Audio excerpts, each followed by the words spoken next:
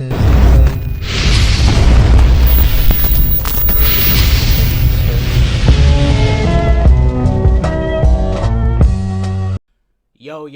what's Gucci, everybody? It's your boy ssjk-dots, the first Black Super Saiyan to revive on this planet. I'm back here with another video.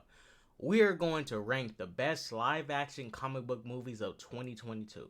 This year we had The Batman, Black Adam, Wakanda Forever, Multiverse of Madness, and Thor: Love and Thunder. Those are the live-action comic book movies that came out this year.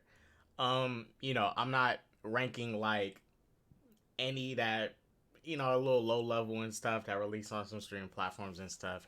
I just mainly DC and Marvel. We're going to be ranking those, just the DC and Marvel ones of this year.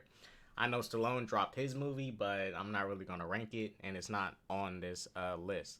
So when I rank Black Panther, you're going to see the Black Panther 1 graphic, but that's for Wakanda Forever. I didn't make this tier list. This is somebody else's tier list. I'm just ranking them. They didn't have Wakanda Forever on here yet, so I'm just going to use Black Panther 1's graphic in place of Wakanda Forever. Just to let you guys know. So, let's go ahead and get into this. First movie we are going to rank is... That little suit's gonna get all full of blood. Mine or yours?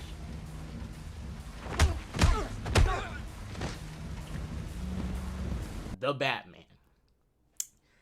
The Batman, when it first was announced, I was not too keen on Robert Pattinson. You know me, I was like, man, why they get the fool from Twilight up in this motherfucker? You better hold on tight, Spider Monkey. You know what? Shouts out Robert. Proved me wrong. He shut me the fuck up. And now I accept him as a Batman. I think he's one of the best Batmans we have gotten so far in live action. He didn't break his rule. He didn't kill anybody in the Batman either. Solid. Shouts out Robert. But the Batman, when it comes down to the great cinematography, great score, amazing cast of actors, Colin Farrell, Robert Pattinson, Zoe Kravitz, all these people together in one. They all work together. There was some relationships in the movie that I thought could have been developed a lot better, like Bruce and Alfred. Bruce and Alfred, they didn't have much screen time together, but for the scenes they was in, it got the job done for the plot of the movie.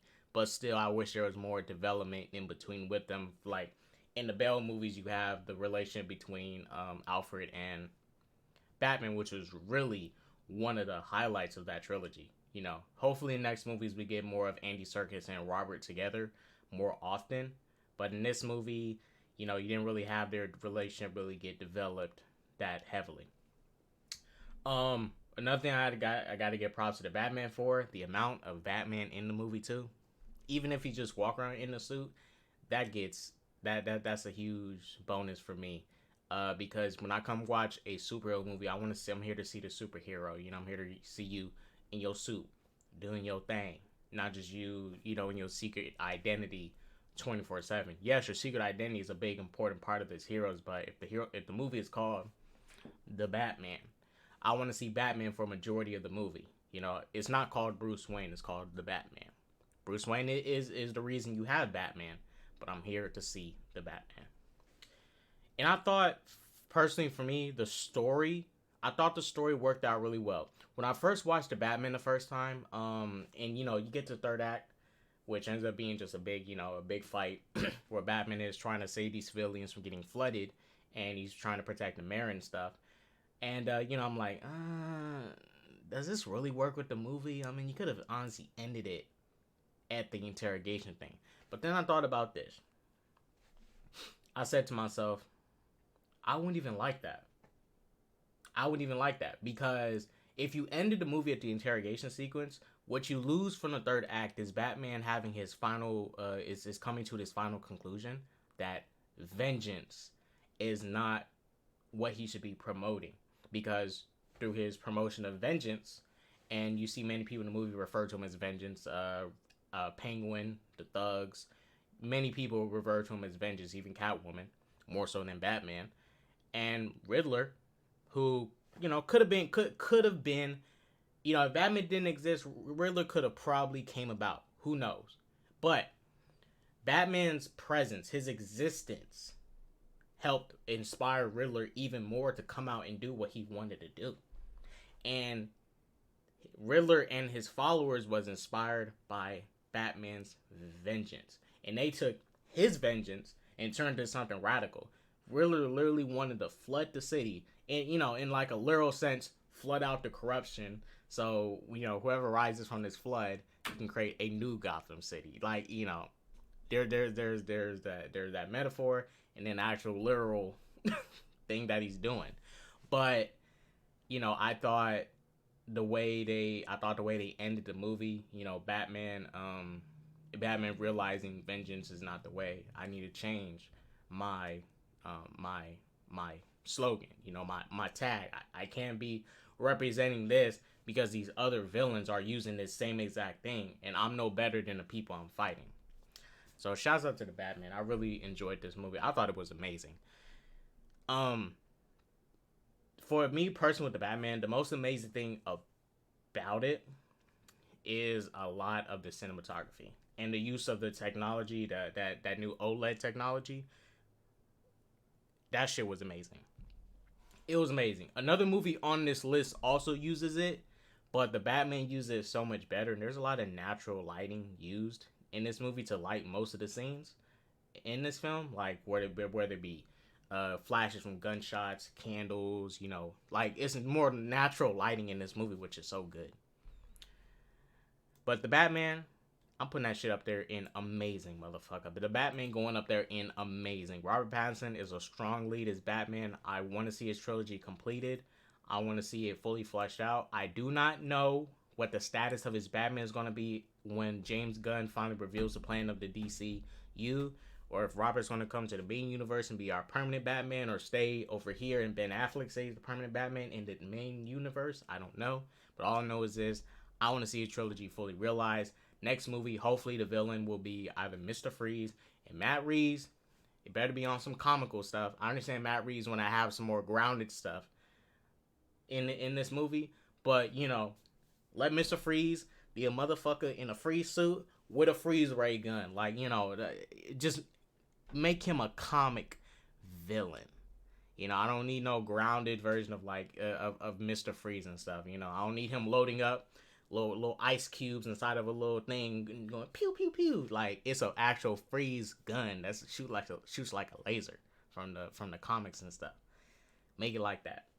But I trust Matt Reeves because Riddler was solid. When I first watched the movie, I had my issues with Riddler's design. I was like, man, this motherfucker look like a gimp.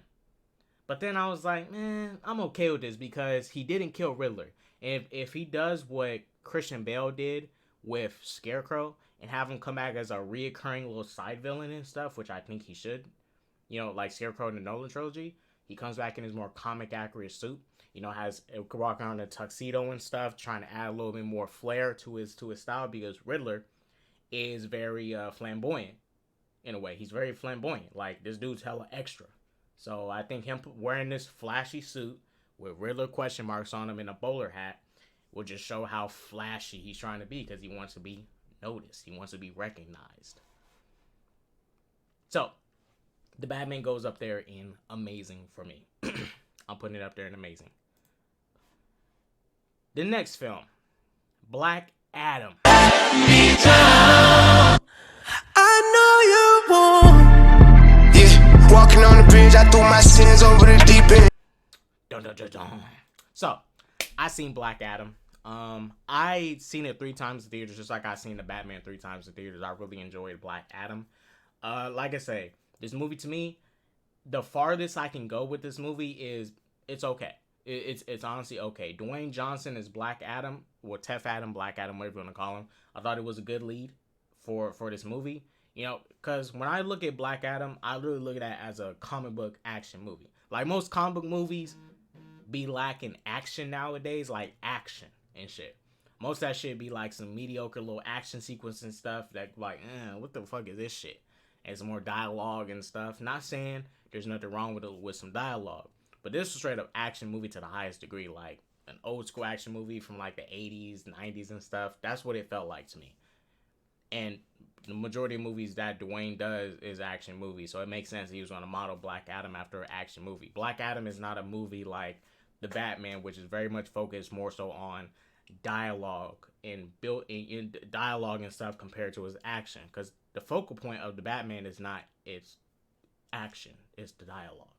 You know, that's what we're really sucked in by, the dialogue, how the characters interacting with one another, not who punches who better. You know, yeah, there's action scenes in the Batman that are good, but they're not like, whoa. They're not like in this difference between Ben Affleck's Batman and Robert Pattinson's Batman. Robert Pattinson's Batman is favored for how he acts on screen, his acting, dialogue, and all that.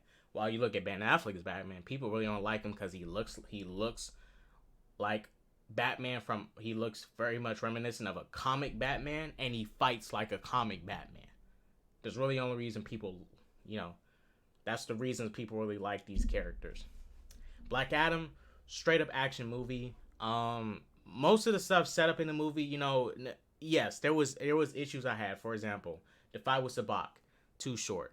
The fact that the crown of Sabak and Black Adam was both stored in the same place conveniently, but that didn't bother me too much. Like I said, bunch of these movies is fucking conveniences. Hell, in Thor: Love and Thunder, in the beginning of the movie, Christian Bale's Gore literally crawled to this place where there's a god that he eventually ends up killing, and the weapon he needs to kill the god is right next to the god. You know, it's like, really? You serious? Really? Very convenient. It's like all very convenient.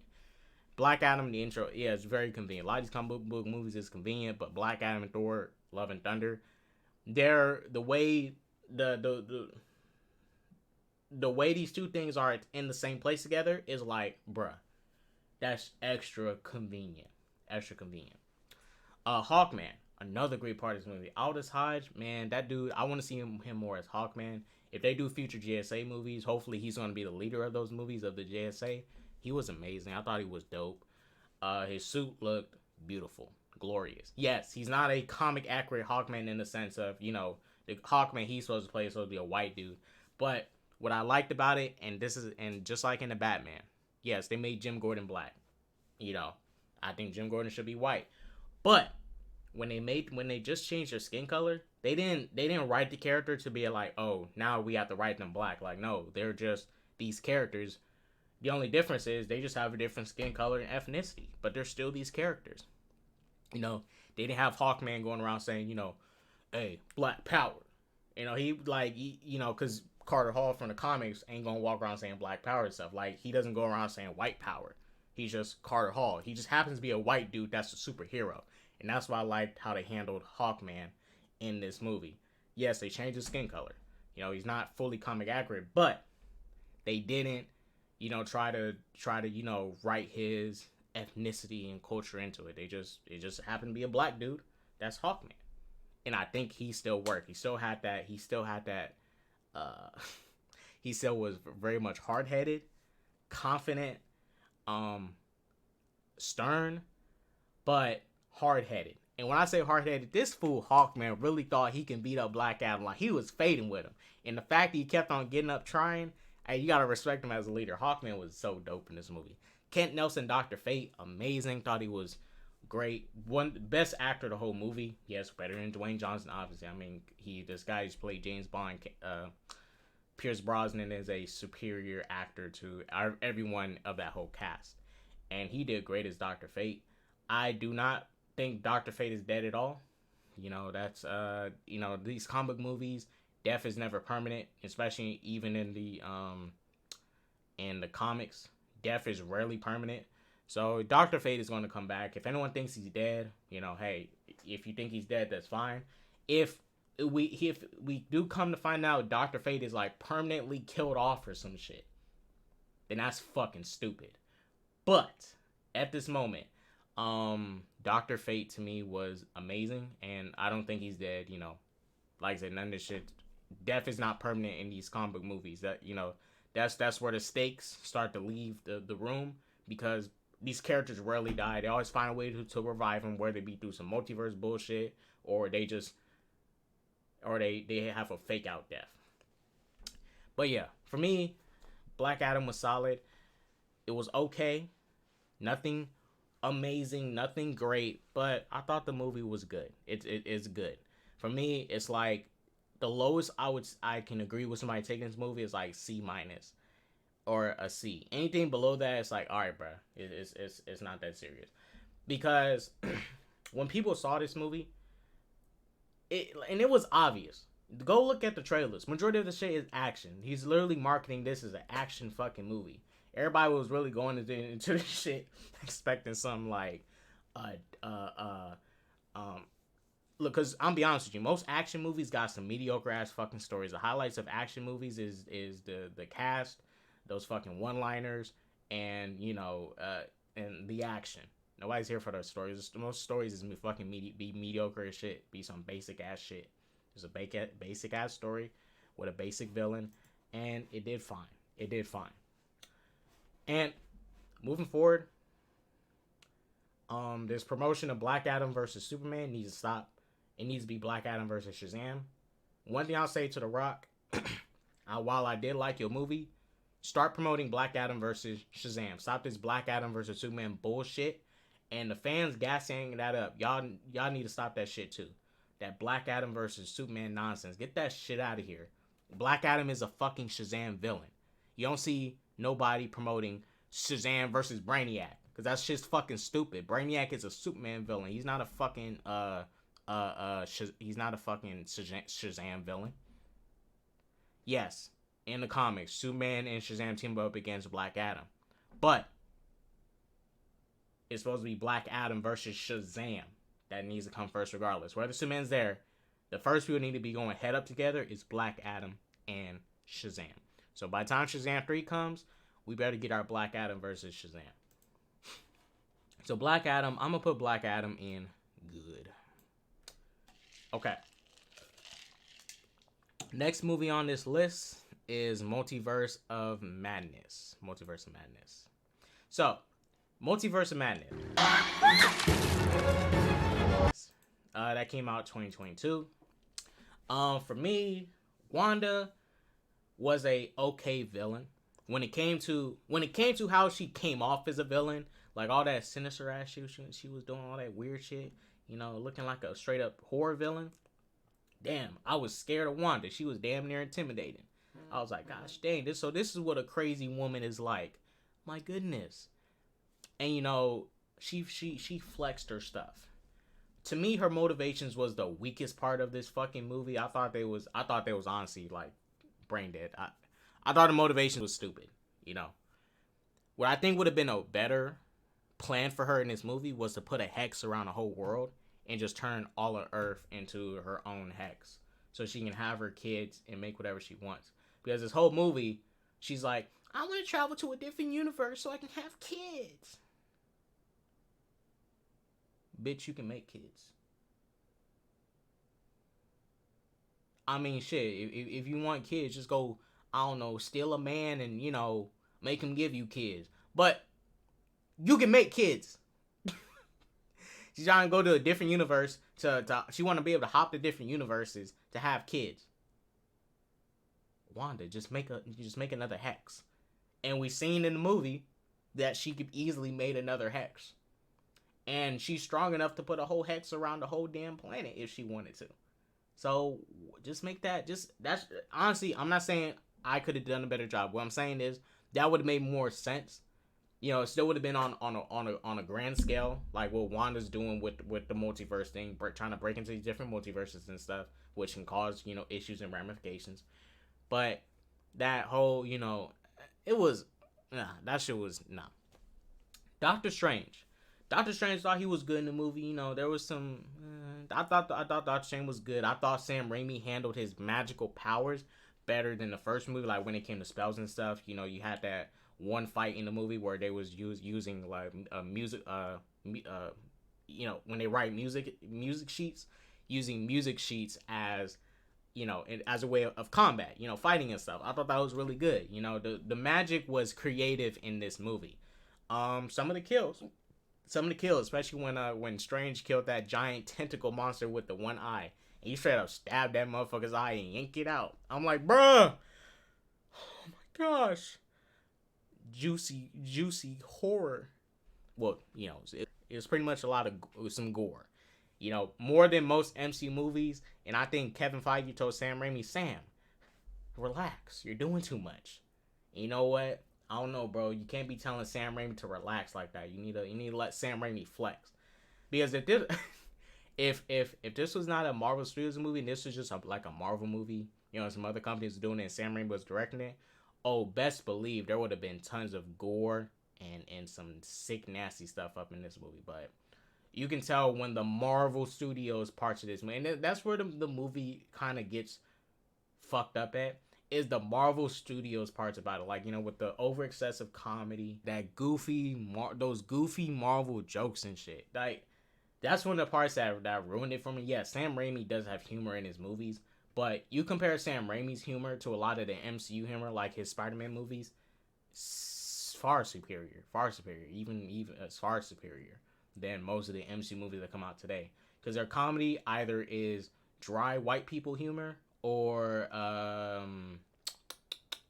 it's very much generic SNL funny skits, you know, like funny, like SNL level jokes, you know, where like it's not that funny, but people just like kind of like they do that awkward laugh where they're trying to laugh with you, not to make you feel bad about your shitty joke. That's what a lot of jokes was in Multiverse of Madness. But for me, I thought the movie was good too. I thought it was good. It was good. Honestly, yes, there's issues with the movie. There's many issues. The multiverse aspect being not marketed as what it was. Because let's be honest, we went to like 2 universes at most in this movie. And that scene where America Chavez and Strange is like flashing through universes, I really don't count that shit either. Because I'm like, bruh, Multiverse of Madness, and we only go to 2 universes in this damn movie? The fuck? Got me fucked up. We only went to like 2 different universes, man. Get that shit out of here. Bullshit. But for me, Sam Raimi's directing style, the way he directed a lot of scenes, I'll give an example. The scene when Baron Mordo from the A38 universe is explaining to Strange, you know, Strange and them what that book, I forgot what the name of the book was, but that book that Wanda's trying to get, and you have those flashes between Wanda, Strange, and Baron Mordo while he's explaining this, and he was like, that's very much Sam Raimi. Like, this is Sam Raimi all over it. Like, Sam Raimi's directing style is what really makes this movie pop. You know, it's not the Marvel writers that got, it's his fucking directing style that made this movie pop. And then I look at this movie, and you know, this is just extra. It's not how I'm ranking it, but this is just how I feel about it. Scott Derrickson really got fucked over because he wanted to literally, so the stuff Sam Raimi got to do in this movie, Scott Derrickson wanted to do more of that. But Marvel Studios, they still want to keep it very kiddie and family friendly and shit for some reason. But they drop shit like She-Hulk, which isn't very family friendly. But Scott Derrickson wanted to do some, like, you know, he wanted to expand it, like, you know, make this shit, you know, like a horror and stuff, kind of make it a lot more scary and stuff. And Kevin Feige's like, no, we don't want to do R-rated stuff or horror, whatever. I'm like, bruh, you showed some fucking gore up in this movie. Wanda fucking snapped Professor X's neck and shit, which was funny. Like, it's a pretty up close and personal shot, so shit that's like, is that very kid friendly? Like, come on, bro. The Illuminati in this movie fucking trash. That Reed Richards, I don't care if he's from a different universe. That Reed Richards was fucking retarded as shit. This motherfucker spoiled Black Bolt's powers to Wanda, and they got fucking got. I'm like, they introduced Reed Richards, the smartest man in the universe. Man, shut the fuck up. Get that shit out of here. Bullshit. Talking about you're the smartest man in the universe. He literally told Wanda what Black Bolt abilities was, and she countered his shit in seconds. Like, shut your ass up, Black Bolt. Black Bolt's like, trying to talk and shit. Bam, blew his fucking brains out. Dumbass Reed Richards. Hey, and if they bring, hopefully they don't bring back John Krasinski as Reed Richards. He was very, yeah. If he gonna be acting like that, no. Multiverse of Madness, I'll rank that in good. Next movie up is Thor: Love and Thunder, which you accepted and I must take with you. Well, this is easy. This shit was terrible. This movie was so fucking stupid. The comedy is the worst part about this movie, and you know what? I'm not to get on this movie because it's a comedy movie. The comedy of this movie was so fucking stupid, bro. It's so trash. That goat joke. So basically the goats. Taika Waititi was inspired by that Vine meme of the goat screaming and shit, and he plays over and over and over. Yeah, I'm like, this oh my, this motherfucker. If I hear these goats scream again, this movie. Thor, and this is why Taika Waititi ruined Thor. This dude Thor was a straight up imbecile, and this dude was an idiot. He was an idiot. He was a complete idiot in this movie. I mean, Thor 3, Taika Waititi was already writing him like an idiot. I get it. Thor's he doesn't have Tony Stark level of intelligence. He doesn't have Reed Richards. He's not intelligent like them, but he's not stupid. They made this dude an imbecile. Like, this dude been alive for 1,500 years. He has so much knowledge of different magics and stuff, you know, and all these different things. And he treat him like he's an idiot. He acts like an idiot. The decisions he make it so idiotic. There's a part in this movie at the beginning where Thor is trying to protect these people, right, at this sanctuary, trying to protect their religious sanctuary. This is their religious sanctuary, and Thor is supposed to keep these raiders from trying to break inside of it. Mind you, this is the planet's religious sanctuary, you know, where they go pray to their god and stuff. Thor destroyed their religious sanctuary, right? He didn't offer, hey, I'll stay and help you fix it or whatever. This dude gave a half-assed apology, like, I'm sorry about destroying your religious sanctuary, the place you pray at. I'm like, fuck you, dude. What are you doing? And I'm still wondering, how is he worthy of any hammers?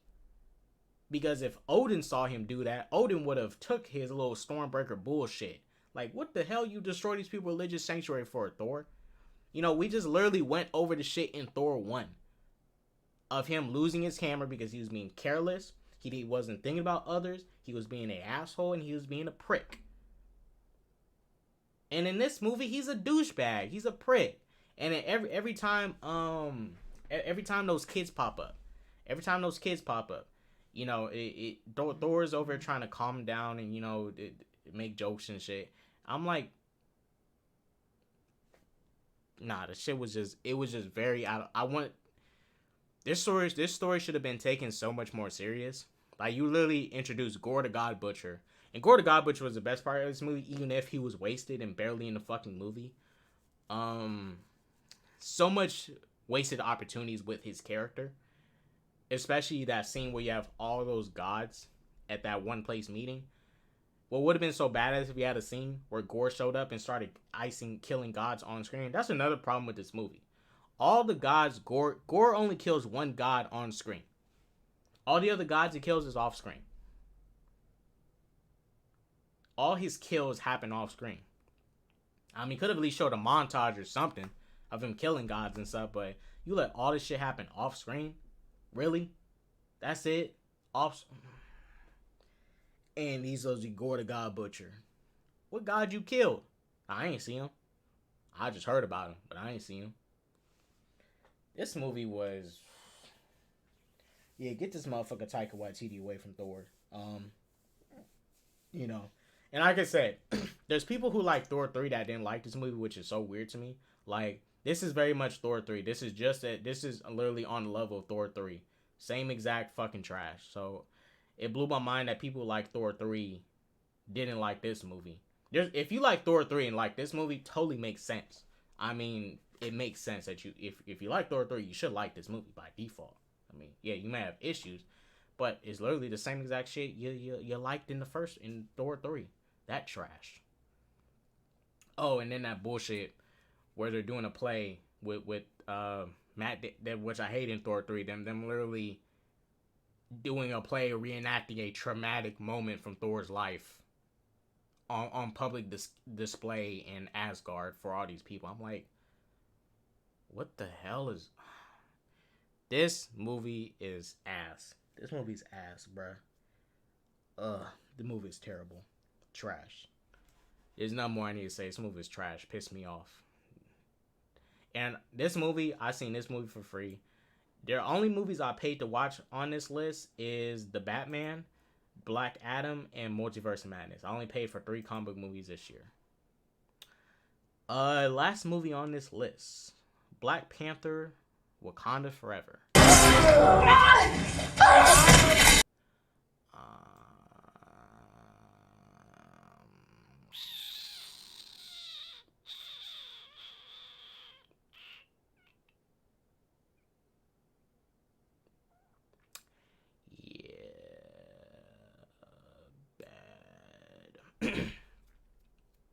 All right, let me say this.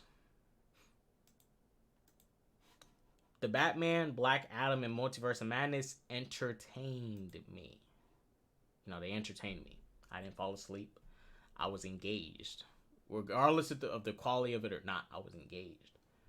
With Wakanda Forever, that depressing ass fucking movie. When I watched Wakanda Forever, you know, I really watched that whole movie with a straight face. When they had T'Challa's funeral, but we call it, that's really was Chadwick's funeral. That wasn't T'Challa. There was no T'Challa in this movie. Every time they referred to T'Challa, that was Chadwick. That wasn't T'Challa.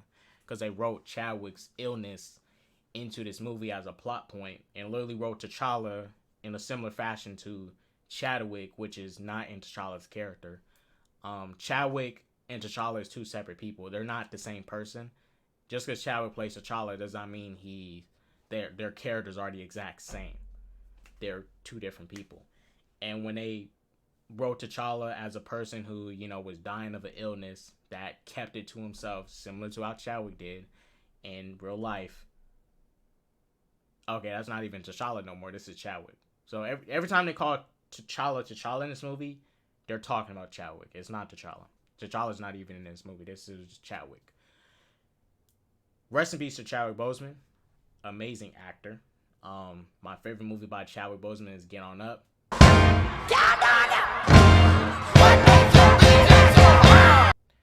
Amazing actor, by the way.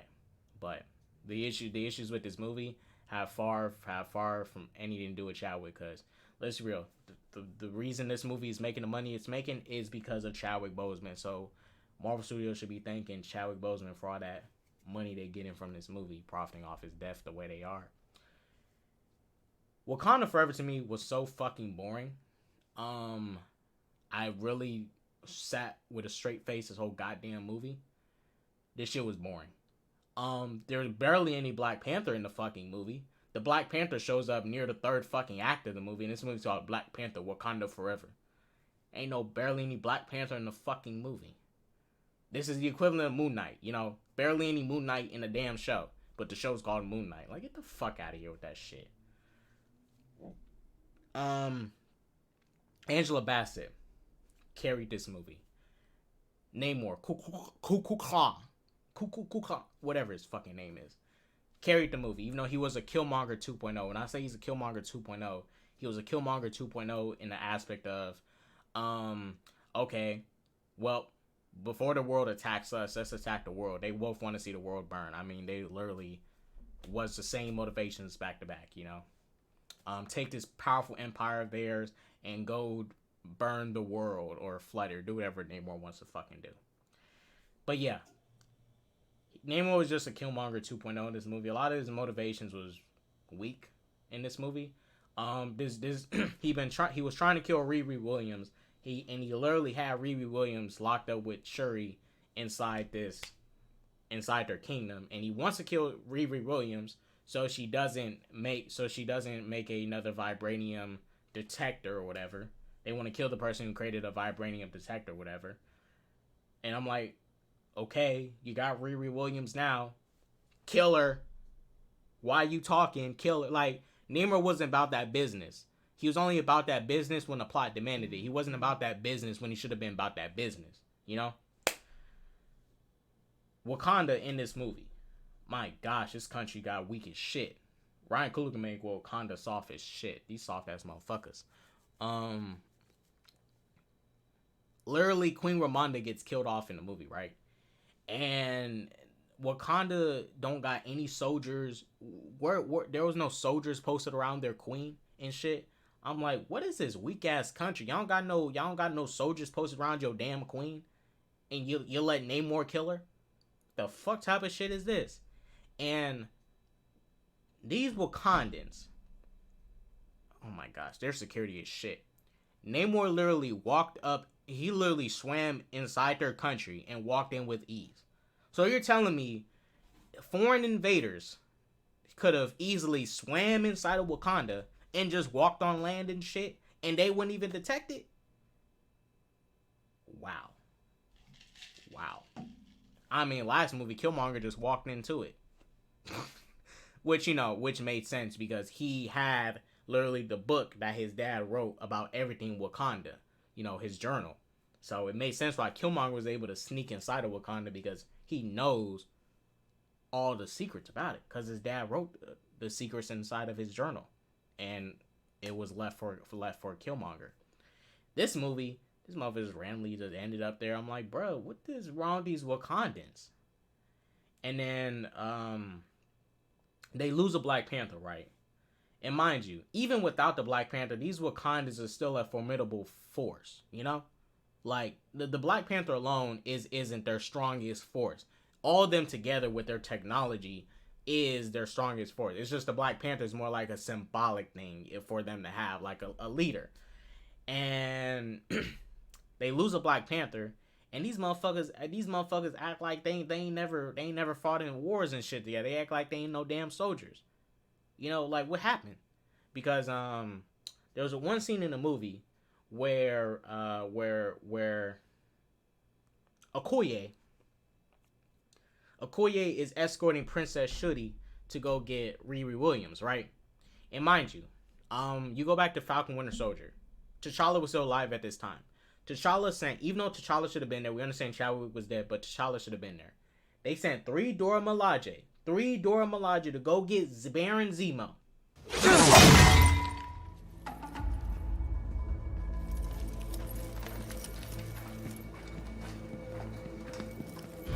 The Dora Milaje don't have jurisdiction here. The Dora Milaje have jurisdiction wherever the Dora Milaje find themselves to be. Three Dora Milaje. The country is at a point where people are trying to steal their vibranium, and they're a lot more exposed. They're exposed. People literally know about them. And Queen Ramonda, I don't care if Okoye is the leader of the Dora Milaje, she's one fucking person. Queen Ramonda sends only one Dora Milaje to protect Princess Shuri in a foreign country that wants to steal their resources. Bruh. But they send three Dora Milaje for Baron fucking Zemo. One motherfucker that we knew the Dora Milaje can easily handle. But your princess, you sent one fucking Dora Milaje, Queen Ramonda? Okay. Wakanda was trash this whole fucking movie. They made them weak as shit. Weak as hell, man. It's at the point where at this point, they not the flashiest country on the world in the Marvel universe no more. They weak, they soft as hell. Got their asses whooped by some fucking fish people. Got me fucked up. Y'all got tanks, rhinos with armor on them, a big ass fucking bubble you use to fight aliens and shit. But y'all get beat up by some fish people. Get the fuck out of here. Fish people with some spears and shit and basic ass technology compared to y'all. Man, get the fuck out of here. But yeah, Wakanda Forever. I'm not putting this shit any higher because I was legitimately bored. If I'm bored watching a movie, I'm not gonna call your movie good. Like, I don't care what it is. Dune, yes, it has some great cinematography and all that, but I was bored watching Dune. I fell asleep 5 times watching that movie. I'm not finna call that shit good if it put me to sleep. No, this movie bored the fuck out of me. You know, and taking out the issues of them not recasting T'Challa, take that shit out. Like, take that shit out. The way they killed T'Challa was fucking trash. Stupid as hell. And people will defend this and eat it up because it's Marvel Studios and Disney, because people been eating up anything Marvel Studios and Disney does. T'Challa is superhuman, right? He's superhuman. He's not a regular human. When he has a herb in his body, he's a superhuman. Everything in his body is enhanced. Speed, metabolism, all that. It's superior to the average human. T'Challa dies of some Earth-born illness in this fucking movie. He dies of some illness in this fucking movie. Batman can die of an illness. You're telling me the Black Panther, T'Challa, died of an illness. This motherfucker got thrown off a damn cliff with the herb taken out of his body and survived that shit. You tell me a sickness kills this individual and he has fucking powers? You serious? Get that shit out of here. That bullshit got me fucked up. The way they send off, the way T'Challa send off was super glossed over. His death, trash. The way they wrote his death was garbage. That shit was trash.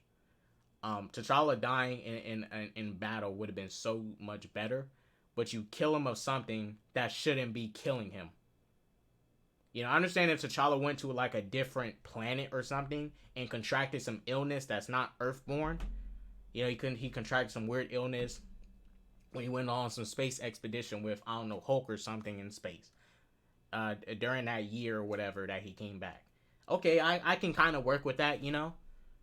But you kill him of an illness born on fucking Earth.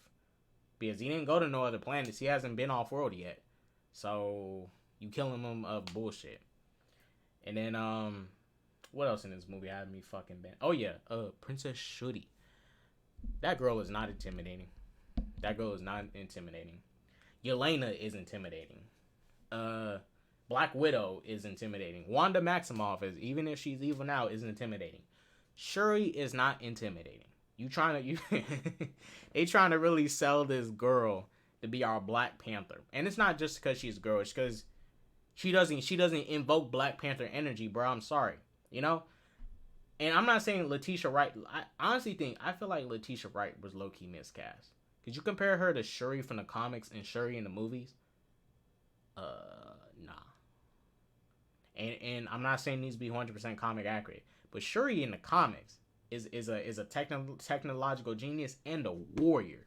Like a warrior. Before she dons a Black Panther suit. She's a warrior. She's not just some tech geek. She's a warrior too, just like her brother. And in this movie, she set up, and she's a tech geek that sits behind a computer. She ain't no warrior. She ain't never been trained. She ain't never fought or nothing. And in this movie, they got her randomly doing all these martial arts and shit. I'm like, where the hell you learn how to fight? And what I thought would have been so much more creative, just like, and someone brought this up. In Civil War, Tony Stark, we know he's not a great fighter like Captain America. So what Tony Stark did was he activated his suit's ability to mimic Captain America's abilities and copy them so he can counter them, because he can't fight like that. Captain America knows how to fight. So Tony uses technology to get the upper hand and mimic Captain America's fighting style. You can't beat him hand to hand. Analyze his fight pattern. Scanning. Countermeasures ready. Let's kick his ass.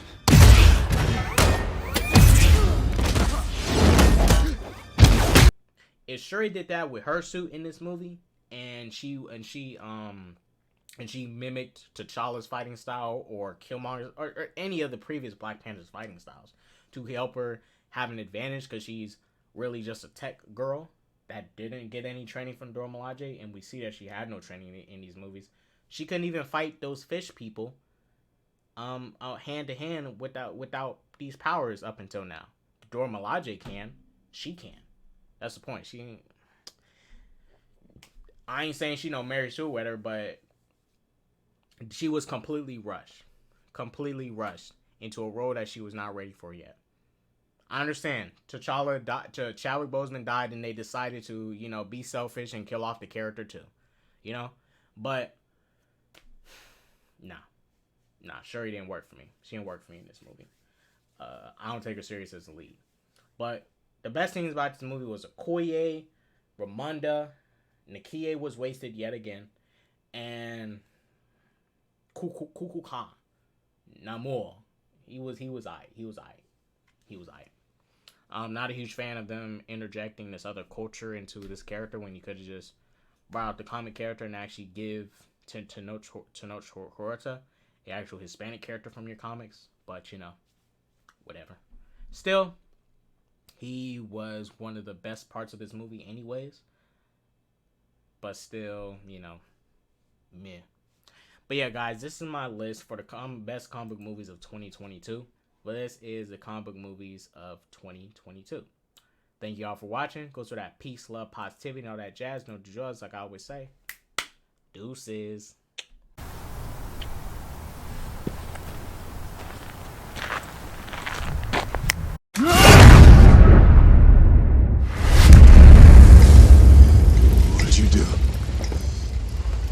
What did you do?